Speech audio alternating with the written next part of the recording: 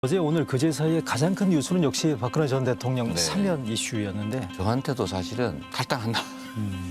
그러나 이재명은 직접. 지지한다. 이런 문자가 몇 개 와요. 저는 그렇게 생각합니다. 이게 이제 워낙 예민한 사안이고 또 저는 반대 입장을 견지하고 있었기 때문에 또 여기서 생길 수 있는 후폭풍이나 아니면 여러 가지 갈등 요소들을 전 대통령께서 혼자 짊어지겠다고 생각하신 게 아닌가 싶어요. 아 그래요. 네, 4년 4년이 넘게 그리고 고령이고 특히 건강을 대통령께서 많이 고려하지 않으셨을까 싶어요.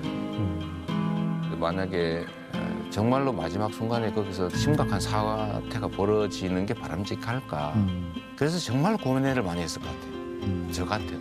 판단하면 뭐 하겠습니까? 이미 벌어진 일인데. 저는 원래 이미 벌어진 일에 대해서는 이걸 되돌리려고 노력하고는 하지 않습니다. 불가능하니까요. 다만 그 속에서 좋은 측면을 찾아내고 나쁜 측면을 최대한 조정하고 그래서 기회 국면으로 만들어내고 그렇게 하려고 노력하는 것이지 뭐.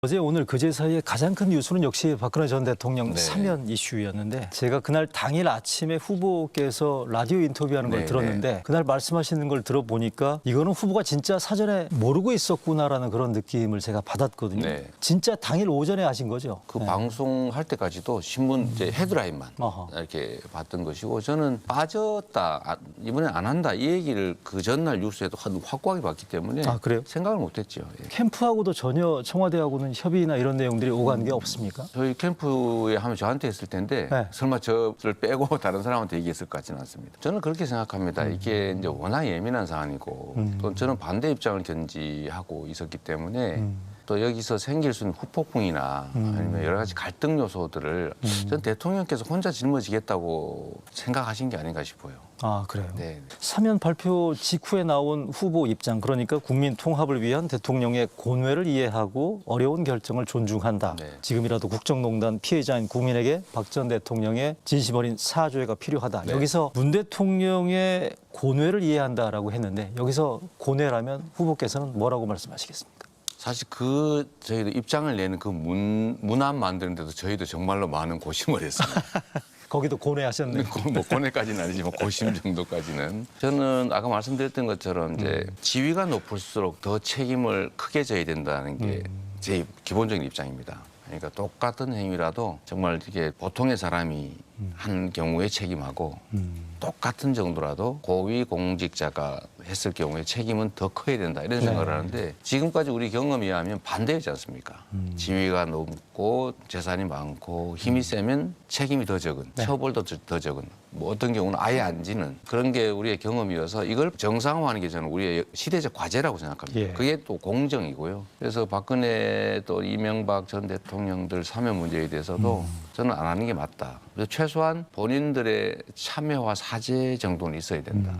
국민들의 입장에서. 근데 그 입장이었는데 어쨌든 대통령께서는 저희가 내는 그런 의견, 또 국민들의 목소리, 또 역사적 책무, 국가 최고 지도자 입장에서의 결단 이걸 다 합쳐서 어쨌든 그 결정을 내리지 않았겠습니까? 네. 근데 그런 상태에서 저희가 뭐라고 논평하는 것 자체가 적절치 않다라는 판단을 했고 그래서 그 정말 써놓은 대로 고뇌에 진짜 이해한다. 얼마나 고민 많았겠습니까?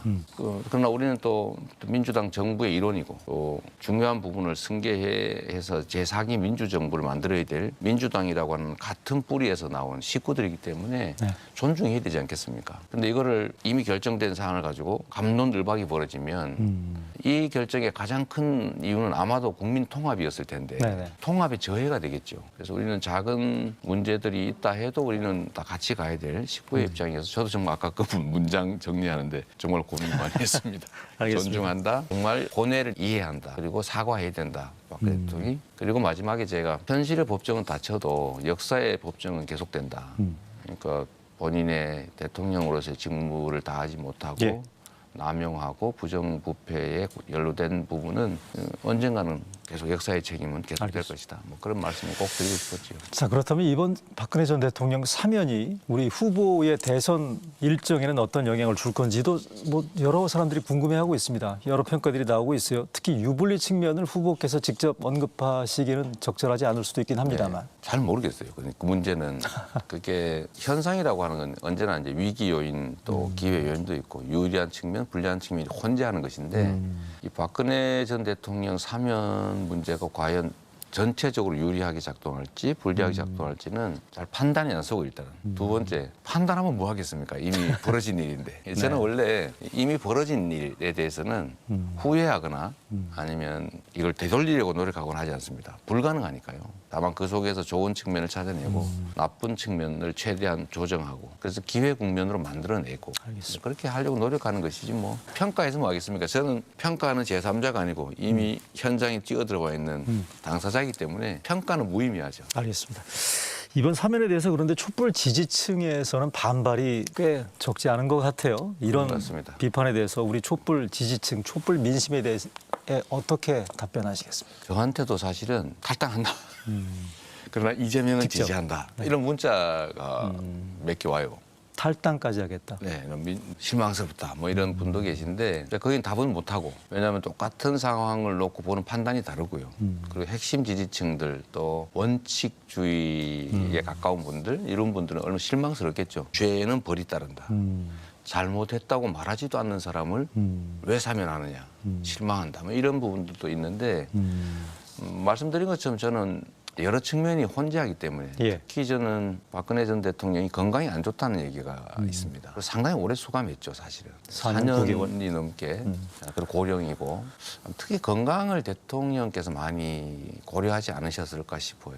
근데 만약에 그러니까 이건 약간 기술적인 측면인데 정말로 마지막 순간에 거기서 심각한 사태가 벌어지는 게 바람직할까.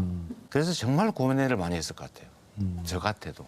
대통령의 사면권 행사, 사면권 제한 어떤 철학을 가지고 계십니까? 대통령의 사면권은 사실 이제 국가 경영 아니면 국가의 정말 고도의 정무적 네. 판단이 필요한 부분입니다. 그리고 세상 일이라고 하는 게 고정되어 있는 건 아니어서 상황은 변하는 것이고 또 국민들의 의지도 또 변화하기 때문에 정치는 국민의 의지를 대신하는 것 아니겠습니까? 상황이 바뀔 경우에도 옛날에 과거의 그 원칙이나 기준을 그대로 적용하면 사실은 더 큰 혼란이 발생할 수 있죠. 근데 그런 점 때문에 사면권이라고 하는 게 있는데 이게 그 약속을 형식적으로 보면 어긴 것처럼 보일 수 있긴 이번이? 합니다. 네, 뭐 안 하기로 부정부패 안 하기로 했던 거 아니겠어요? 근데 어쩔 수 없는 측면을 좀 이해해야 된다.